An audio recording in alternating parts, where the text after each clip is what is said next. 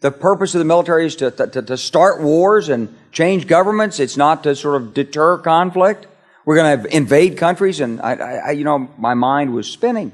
They wanted us to destabilize the Middle East, turn it upside down. Now, did anybody ever tell you that? Was there a national dialogue on this? Did senators and congressmen stand up and denounce this plan? Was there a full-fledged American debate on it? Absolutely not. And there still isn't. I was leaving the Pentagon, and an officer from the Joint Staff called me into his office and said, I want you to know, he said, sir, we're going to attack Iraq. And I said, why? He said, we don't know. He said, I said, well, did they tie Saddam to 9/11? He said, no. And then I came back to the Pentagon about 6 weeks later. I saw the same officer. I said, why haven't we attacked Iraq? We still going to attack Iraq? He said, oh, sir. He says, it's worse than that. He said,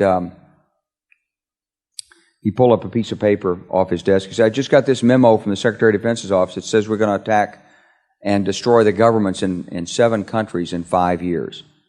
We're going to start with Iraq, and then we're going to move to Syria, Lebanon, Libya, Somalia, Sudan, and Iran. It was a pretty stunning thing. You mean the purpose of the military is to start wars and change governments? It's not to sort of deter conflict? We're going to invade countries? And my mind was spinning. And I put that aside. It was like a nugget that you hold on to.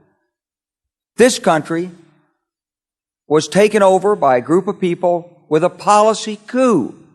Wolfowitz and Cheney and Rumsfeld, and you could name a half dozen other collaborators from the Project for a New American Century. They wanted us to destabilize the Middle East, turn it upside down, make it under our control.